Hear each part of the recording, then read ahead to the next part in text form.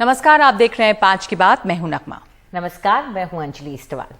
सबसे पहले शुरुआत करते हैं 5 की बात का नेशनल हेराल्ड मामले की बात से, जिसमें राहुल गांधी से पूछताछ जारी है। आज दूसरे दिन कांग्रेस नेता राहुल गांधी से पूछताछ हो रही है और एक बार पहले दौर की पूछताछ हुई, फिर लंच ब्रेक हुआ और उसके बाद एक बार फिर ये पूछताछ शुरू हुई है और पहले दौर की पूछताछ भी करीब 4 घंटे चली है। एक बार फिर से वो ईडी के सवालों का सामना कर रहे हैं और आज भी एक बड़ी संख्या में कांग्रेस के नेता कार्यकर्ता अपने दफ्तर से आगे बढ़े और ईडी की तरफ दफ्तर की तरफ जा रहे थे जब पुलिस ने उन्हें रोक दिया। कई नेताओं को हिरासत में लिया गया है। बीवी श्रीनिवास, रणदीप सुरजेवाला, इन सबको ईडी दफ्तर और एआईसीसी के बाहर से धारा 144 लगाए जाने के बाद वहां से हटाया गया और किसी को भी इन इलाकों में जाने की इजाजत नहीं थी। कांग्रेस सांसद रणदीप सुरजेवाला ने हिरासत के लिए जाने से पहले आज एक प्रेस कॉन्फ्रेंस भी की और आरोप लगाया कि मोदी सरकार ईडी के माध्यम से बदले की कार्रवाई कर रही है। उन्होंने ईडी को इलेक्शन मैनेजमेंट डिपार्टमेंट का नाम दिया। साथ ही तीखा हमला करते हुए बोले कि राहुल गांधी ने चीन में घुसपैठ, बेरोजगारी, किसानों, कोरोना, तमाम मुद्दों को उठाया और उनकी आवाज दबाने की ये कोशिश हो रही है।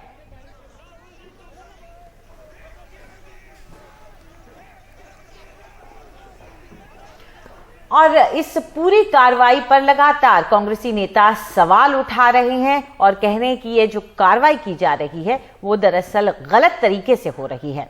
कांग्रेस के वरिष्ठ नेता, राजस्थान के मुख्यमंत्री इस मामले में सामने आए एक बार फिर से और कहा कि पुलिस दबाव में काम कर रही है। एआईसीसी दफ्तर भी जाने की इजाजत नेताओं को नहीं दी जा रही थी क्योंकि वहां भी धारा 144 लगा दी गई। किसी बहाने के रोकने का क्या तुक्के बताइए आप लोगों को। तो ये समझ के परे कि यहाँ की पुलिस प्रशासन को कितना बड़ा दबाव झेलना पड़ रहा होगा दिल्ली से या गवर्नमेंट से, कोई कल्पना नहीं कर सकता। 15 लोगों को, ये तो कोई आज तक मैंने कभी देखा नहीं। सर, आपके कानून अपना काम करे, 144 लगे तो आप अरेस्ट कर लीजिए, परंतु आप अगर एआईसीसी में आने नहीं रोक सकते हैं। तो कांग्रेस की शिकायत है कि एआईसीसी में भी आने नहीं दे रहे नेताओं को। कार्यकर्ता अपने नेता के साथ तो होंगे ही और उनके लिए विरोध प्रदर्शन भी करेंगे, लेकिन बीजेपी बार बार इस मुद्दे को उठा रही है कि ये विरोध प्रदर्शन क्यों। ईडी की कार्रवाई में एक तरह से ये अड़ंगा है क्योंकि ये तो मामला भ्रष्टाचार का है और ईडी को सवाल जवाब करने की इजाजत जो है वो पूरी तरह से होनी चाहिए। और आज प्रवक्ता संबित पात्रा ने गांधी परिवार के भ्रष्टाचार को लोगों के सामने रखने की बात कही। उन्होंने कहा कि करोड़ों खरबों की जनता की जमीन हड़पी गई है। वो कह रहे हैं कि भ्रष्टाचार भी हुआ है और अब ड्रामा भी कर रहे हैं। क्रोनोलॉजी है कि करोड़ों खरबों की जमीन जो हिंदुस्तान की जनता की जमीन है वो एजेएल के पास थी। एजेएल कांग्रेस की संपत्ति नहीं थी। एक कंपनी बना करके, यंग इंडिया कंपनी बना करके जिस प्रकार से हिंदुस्तान की जनता की संपत्ति को मां और बेटे ने हड़पा है, यही क्रोनोलॉजी है। राहुल जी, आप ईडी के दफ्तर में अगर टीवी देख रहे होंगे तो ये आपके लिए है। तू इधर उधर की बात ना कर, तू सिर्फ ईडी को ये बता कि काफिला मां बेटे ने कब, कैसे और किधर लूटा। संबित पात्रा काफी शायराना हो रहे थे और उन्होंने पूछा है कि काफिले को लूटा किसने। हमारे साथ नीता शर्मा जुड़ रही हैं, मेरी सहयोगी। लगातार नीता, आप इस खबर को कवर कर रही हैं। लंबी पूछताछ कल से चल रही है, देर रात तक पूछताछ हुई और आज भी अब दूसरे दौर की पूछताछ शुरू हो गई है। 4 घंटे की पहले सवाल जवाब हुए। कुछ अंदर से जानकारी के इस लाइन पर पूछताछ हो रही है। हम तस्वीरें देख रहे हैं तमाम विरोध प्रदर्शन की भी। इस वक्त क्या जानकारी आप दे सकती हैं हमें? बिल्कुल नगमा, बेसिकली 3 बिंदुओं पर जो है इन्वेस्टिगेशन चल रही है। कॉन्स्पिरेसी, क्रिमिनल कॉन्स्पिरेसी और क्रिमिनल ब्रीच ऑफ ट्रस्ट। इन्हीं बेसिक धाराओं को आधार बनाकर जो इन्फोर्समेंट डायरेक्टरेट है वो राहुल गांधी से पूछताछ कर रही है। कुछ सवाल जो हैं वो उनसे पूछे जा चुके हैं, लेकिन क्योंकि मामला इतना कॉम्प्लिकेटेड है, जो यंग इंडिया लिमिटेड जिसका जिक्र अभी संबित पात्रा भी कर रहे थे, उसमें राहुल गांधी का स्टेक 38% है। तो उनकी शेयर होल्डिंग, बाकी लोगों के शेयर होल्डिंग का पैटर्न, इन्वेस्टमेंट, उसके बारे में जो जानकारियां हैं, जो बेसिक जानकारियां हैं, वो इन्फोर्समेंट डायरेक्टरेट जो है वो राहुल गांधी से लेने की कोशिश कर रहा है। कल हमारे सूत्र बता रहे हैं कि ब्रॉडली 8 बिंदुओं पर जो है वो सवाल जवाब जो है राहुल गांधी से पूछे गए थे। मामला काफ़ी पेचीदा है, इसलिए क्वेश्चनिंग, क्रॉस चेकिंग जो है वो होती रहती है। तो कई जगहों पे उन्होंने अपने जो स्टेटमेंट्स हैं उन्हें रेक्टिफाई भी किया। बहरहाल आज जो है दूसरे चरण की जो पूछताछ है वो यहाँ पर चल रही है। कल जब दिलचस्प बात यह है कि कल जब वो पहली बार ईडी के सामने पहुंचे थे नगमा, तो अंदर जाते ही उन्होंने पहला सवाल ईडी ऑफिशियल से किया था कि क्या आप लोग सिर्फ विपक्ष के नेताओं को ही पूछताछ के लिए बुलाते हैं। तो इसके ऊपर एनफोर्समेंट डायरेक्टरेट के जो ऑफिशियल हैं वो सिर्फ हंस दिए और बोला कि आप यहाँ पे साइन कर दीजिए, क्योंकि आप यहाँ पर अपना स्टेटमेंट देने आए हैं। जो भी मुलजिम या विटनेस एनफोर्समेंट डायरेक्टर या किसी भी इन्वेस्टिगेटिंग एजेंसी के दफ्तर जाते हैं तो बाकायदा रिकॉर्ड रखे जाते हैं उनकी हैंडराइटिंग द्वारा। तो उनकी हैंडराइटिंग से लिखवाया गया कि वो यहाँ पर अपना स्टेटमेंट देने आए हैं। मेरे लिहाज से अभी तक मैंने जितनी भी इन्वेस्टिगेटिंग एजेंसीज कवर की हैं, तो गांधी परिवार में से फर्स्ट शख्स हैं राहुल गांधी जिनका स्टेटमेंट कोई इन्वेस्टिगेटिंग एजेंसी ऐसे बुलाकर जो है वो दर्ज कर रही है। ये एक अपने आप में एक इम्पॉर्टेंट वो है। बहरहाल आज भी वो उन्हीं सभी सवालों के जवाब जो हैं, मतलब जो 3-4 चीज़ें हैं उन्हीं मुद्दों पर जो है वो पूछताछ चल रही है। ये भी बताया जा रहा था कि अभी आज भी देर रात तक चलेगी, क्योंकि आज तो राहुल गांधी अराउंड 4:30 आए हैं। तो कल वो जब 3:30 बजे आए थे तो 10:30-11 बजे तक पूछताछ चली थी। आज देखिए कितनी लंबी अब सेकंड दौर ऑफ पूछताछ जो है वो चलती है। नगमा जी, शुक्रिया नीता इस सारी जानकारी के लिए। तो लगातार ये पूछताछ चल रही है और शाम कितने बजे तक चलती है इस पर नजर बनी रहेगी। बढ़ते हैं दूसरी खबर की तरफ। आज रक्षा मंत्री ने युवाओं को मौका देने के लिए सेना में अग्निपथ योजना का ऐलान किया है। ऐलान के वक्त तीनों सेना प्रमुख वहां मौजूद थे। रक्षा मंत्री ने कहा कि आर्म फोर्सेस में युवाओं को सेवा करने का अब मौका मिलेगा इस योजना के तहत, और ये जो भर्ती की जाएगी वो 4 साल के लिए होगी। तो 6 महीने तक की ट्रेनिंग देकर देश सेवा के लिए ये युवा तैयार किए जाएंगे, जिन्हें अग्निवीर का नाम दिया जाएगा। ये अग्निवीर तैयार होंगे और अग्निवीरों को अच्छी सैलरी मिलेगी, सुविधाएं मिलेंगी। नौसेना में महिलाएं भी अग्निवीर के तौर पर शामिल हो सकेंगी। सुनते हैं राजनाथ सिंह ने इस पर क्या कहा है।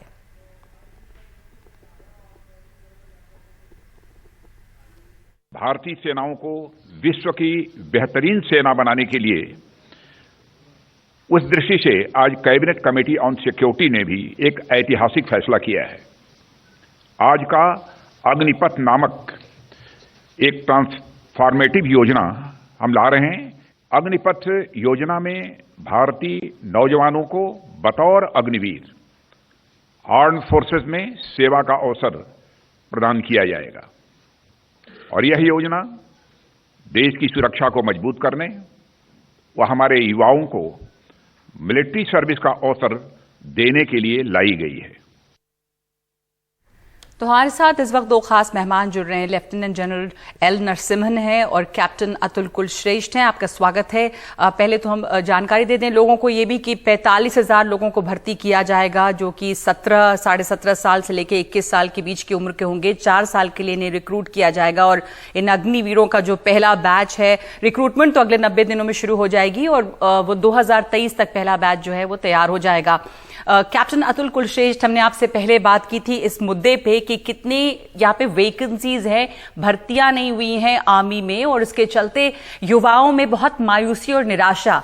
इस लहजे से अगर आप देखें तो क्या इस खबर से बहुत उत्साह होगा नौजवानों में? गुड इवनिंग नगमा जी और अंजलि जी, और बहुत ही सार्थक सवाल है आज के सिनेरियो में। देखिए, 2 मुद्दे हैं जो कि टीओडी के तहत आज प्रेस कॉन्फ्रेंस के जरिए तीनों चीफ ने और राजनाथ सिंह जी ने जो बताया है, इसमें 2 मेन चीज है। पहला कि देश के तमाम वे युवा जो कि सेना में जाना चाहते हैं उनको मैक्सिमम लोगों को मौका मिले, इसीलिए एक चर्न रेट फास्ट हो जाए, इसलिए बॉटम लेयर पे मैक्सिमम लोगों को मौका दिया जाए, इसलिए अग्निवीर योजना लागू की जा रही है। That is one point. Second point एक बहुत बड़ा इसके अंदर है, जो आपने उत्साह की बात करी, एक कंसर्न अभी भी बच्चों के मन में है। देखिए, पिछले 1.5 साल से जो भर्तियां नहीं हो रही थी, और उस भर्ती में 2 एलिमेंट्स हैं। पहला एलिमेंट यह है कि एयरफोर्स के बच्चों ने एग्जाम दे दिया, उनका रिजल्ट आउट नहीं किया गया, और आर्मी के बच्चों ने दौड़ की प्रक्रिया और मेडिकल की प्रक्रिया पास कर ली, उनका रिटन एग्जाम कंडक्ट नहीं कराया गया कोविड के चलते या कोविड के बहाने से। तो यहां पर उन बच्चों में यकीनन निराशा है जो कि पिछली भर्तियों के अपने परिणामों का वेट कर रहे हैं, अपने एग्जाम का वेट कर रहे हैं। अब यहां पर एक बहुत बड़ा इंपॉर्टेंट एस्पेक्ट है कि हम एक तरफ कईयों को मौका दे रहे हैं। देखिए, ऑफिसर्स के लिए शॉर्ट सर्विस कमीशन एक प्रोसीजर है, मैं भी एक शॉर्ट सर्विस कमीशन ऑफिसर हूं, लेकिन उसकी संख्या और साथ ही साथ परमानेंट कैडर भी साइमल्टेनियसली पैरेलल चलता है।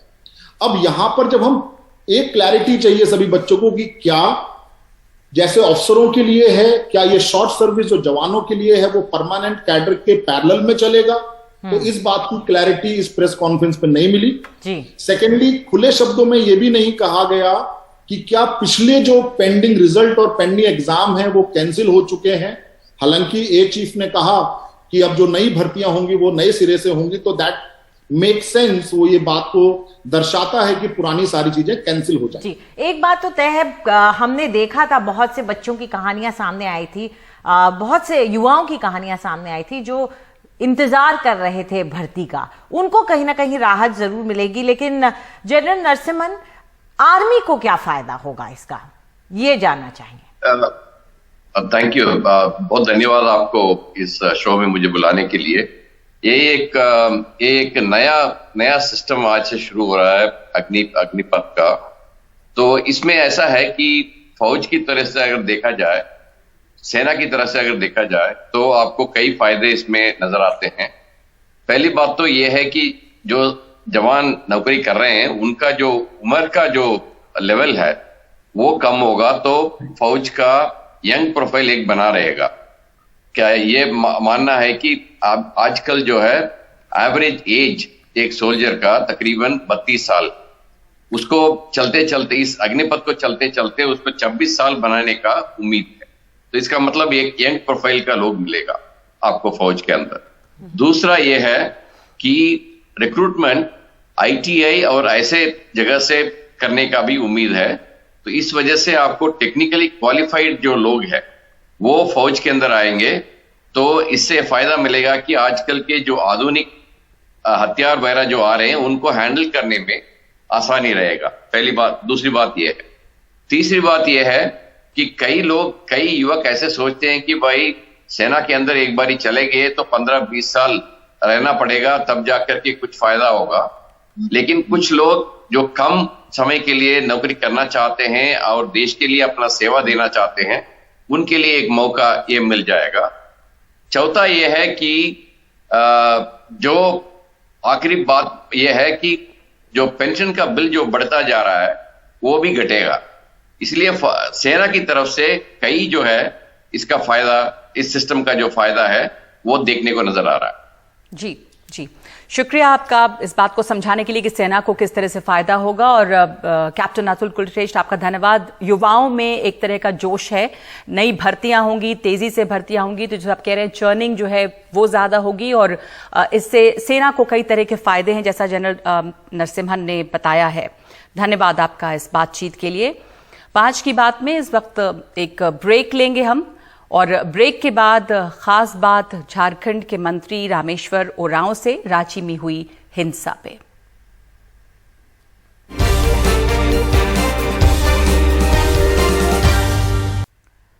रांची में 10 जून को हुई हिंसा के मामले में पुलिस की धरपकड़ अब तेज हो गई है। इस हिंसा में आपको याद होगा कि 2 नाबालिग मारे भी गए हैं, पुलिस के कर्मी भी घायल हुए हैं। पुलिस की स्पेशल टीम ने कल शहर के अलग अलग इलाके से 4 लोगों को गिरफ्तार किया है। इससे पहले बिहार के मंत्री नितिन नवीन की गाड़ी पर हमला करने के आरोपी को गिरफ्तार किया गया है। इस तरह मामले में अब तक कुल 5 लोगों की गिरफ्तारी हो चुकी है। इसके अलावा 35 से ज्यादा लोगों को हिरासत में लेकर पूछताछ भी की जा रही है।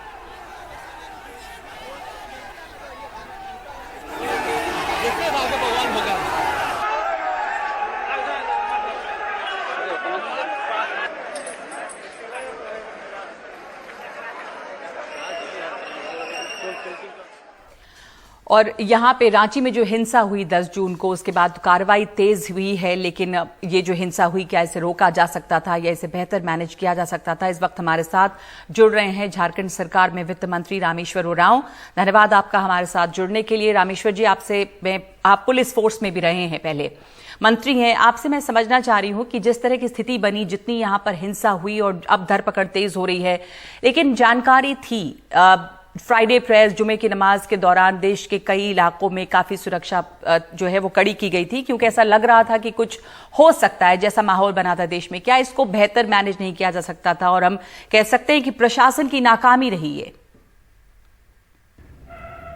नगमा जी, रात में एक लोकल चैनल देख रहा था, उसमें एकरा मस्जिद में जहां घटना घटी, जहां नमाज पढ़ के लोग निकले और इसके बाद आगे बढ़ने पर घटना घटी, पथराव हुआ, लाठी गोली चली, पुलिस द्वारा गोली चलाई गई।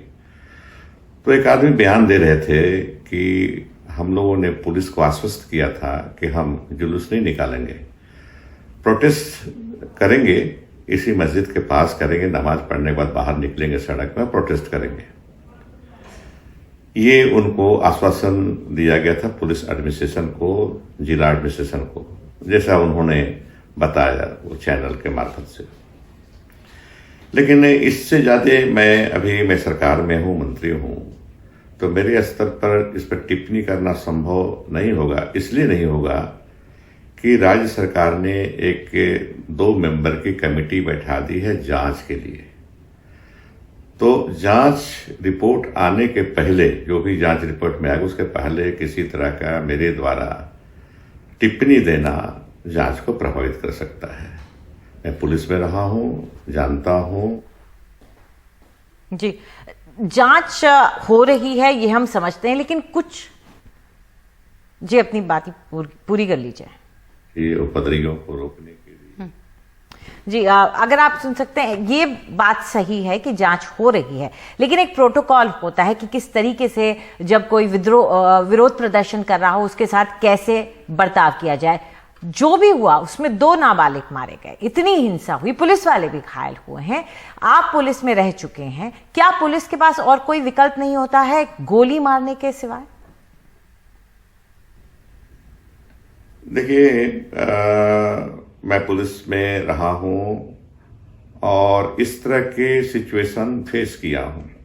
मैं अपना कहूंगा तो एक जगह था मैं, वो उपद्रवकारी लगभग 10,000 की संख्या में चले, एक गांव में घुसने की कोशिश की जो दूसरे समुदाय का था।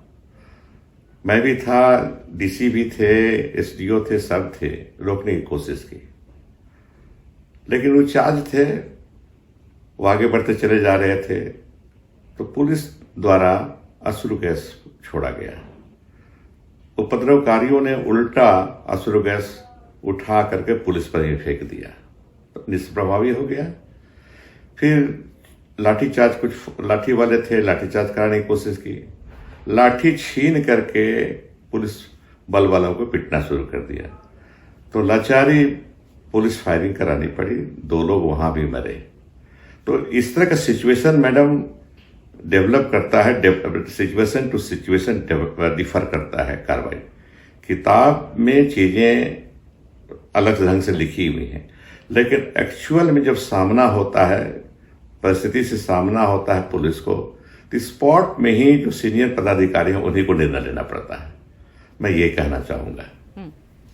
ये सही बात है आपकी कि जो स्थिति रहेगी उसके हिसाब से पुलिस कार्रवाई वहां पे करती है। तो यहाँ पे हिंसा इतनी बढ़ गई कि पुलिस को ऐसी कार्रवाई करनी पड़ी, और इसलिए सवाल उठ रहे हैं कि स्थिति ऐसी बनने क्यों दी गई। वैसे आपसे मैं जानना चाहूंगी रामेश्वर उरांव कि अब जो हिंसा और जो माहौल है देश भर में, कई शहरों में, उत्तर प्रदेश में, प्रयागराज में आपने देखा बुलडोजर चले, और आरोप चाहे कुछ हो, लेकिन जैसे इस यहाँ पे विरोध प्रदर्शन का आरोप था, लेकिन बुलडोजर जो है वो घर पे चला इसलिए कि ये अवैध निर्माण है। तो बीजेपी शासित राज्यों में, खास करके उत्तर प्रदेश में जो बुलडोजर नीति में बहुत तेजी आई है, उस पर क्या कहेंगे आप? ये कानून सम्मत नहीं है। It is not according to law. ये कानून सम्मत नहीं है। डेमोक्रेसी में रूल ऑफ लॉ होता है, लॉ के अनुसार राज्य सरकार चलती है, और लॉ का भी ड्यू प्रोसेस ऑफ लॉ होता है, उसमें ड्यू प्रोसेस अपनाना पड़ता है कैसे किया जाए। अगर अवैध निर्माण है तो पहला तो होना चाहिए राज्य सरकार को अवैध निर्माण के समय में इसको रोक दे, नहीं अवैध निर्माण हो। रोक नहीं पाई तो फिर नोटिस दे कि ये जमीन आपकी नहीं है, आपने घर बनाया है, आप इसको हटा लें। आप नहीं हटाएंगे तो इतना दिनों के बाद सरकारी मशीनरी जाएगी, हटाएगी, और इसका जो कॉस्ट होगा आपको देना पड़ेगा। इस तरह ये ड्यू प्रोसेस ऑफ लॉ है। तो ये कुछ नहीं किया गया, अक्यूज हैं, घर गिरा दिया गया। अभी पता चल रहा है कि उसके नाम, अक्यूज के नाम से घर नहीं था, दूसरे के, उसकी पत्नी के नाम था। और मैं कहूंगा नगमा जी, अमानवीय भी है, इनह्यूमन भी है। ये इलीगल तो है ही, इनह्यूमन भी है। इनह्यूमन इसलिए है कि उसमें 5, 6, 7 आदमी रहते हैं। अक्यूज को घर को गिरा दिया, उसके फैमिली मेंबर से क्या दोस्त था, आप उसके क्या व्यवस्था की हैं? उनका ह्यूमन राइट्स अलग है। खाली अक्यूज का, आप अक्यूज के खिलाफ कार्रवाई कर रहे हैं करके नहीं कर सकते। ह्यूमन राइट्स उनका भी है, उनके बच्चों का, उनके पत्नी का है। उसके लिए क्या किया? इनह्यूमन है। इलीगल के साथ साथ ये इनह्यूमन भी इस तरह का है। आप कीजिए ना, घर गिराए, कौन मना किया है? कानून है, आप समझते हैं कि गिराना है घर, तो ड्यू प्रोसेस ऑफ लॉ अपनाइए, पैमाइश कराइए घर की, जांच कराइए घर की, जमीन का कागज दिखाइए कि आपका घर नहीं, आपकी जमीन नहीं है, घर बनाया है दूसरे की जमीन में, सरकारी जमीन में है। उसको फिर नोटिस दीजिए कि घर हटाइए। घर नहीं हटाता है तो कहिए उसको कि आप नहीं हटाइएगा तो सरकारी मशीनरी तो हटाया जाएगा, और सरकारी मशीनरी का जो खर्चा होगा आपको देना पड़ेगा, आपने हटा लेगा वो। आप किए हुए हैं ये सब काम हम लोग झारखंड में, बिहार में जो नौकरी में था तो इसी तरह की कार्रवाई करते थे हम लोग अवैध निर्माण को हटाने के लिए। जी धन्यवाद आपका रामेश्वर उरांव। जो सवाल आपने उठाया है कि वहां पे उस घर में, जैसे अगर प्रयागराज की बात करें तो और भी लोग रहते थे और घर अक्यूज के नाम नहीं था, अगर उनके ऊपर आरोप है तो ये देखना होगा कि उस घर में और भी लोग रहते हैं, उनके ह्यूमन राइट्स का क्या। और यही सवाल जो है अब असदुद्दीन ओवैसी भी उठा रहे हैं कि यहाँ पे यूपी सरकार जो है वो खुद ही जज, जूरी सब बन रही है। तो फिलहाल एक छोटा सा ब्रेक के बाद खबरों का सिलसिला जारी है।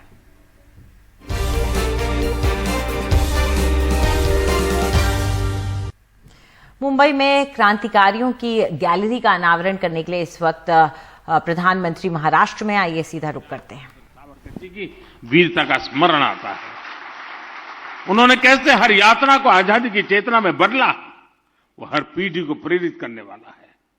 साथियों, जब हम भारत की आजादी की बात करते हैं तो जाने अनजाने उस कुछ घटनाओं तक सीमित कर देते हैं, जबकि भारत की आजादी में अनगिनत लोगों के तप और उनकी तपस्या शामिल रही है।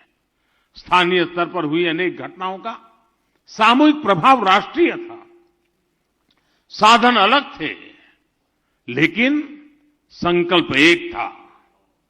लोकमान्य तिलक ने अपने साधनों से, तो उन्हीं की प्रेरणा पाने वाले चापेकर बंधुओं ने अपने तरीके से आजादी की राह को प्रशस्त किया।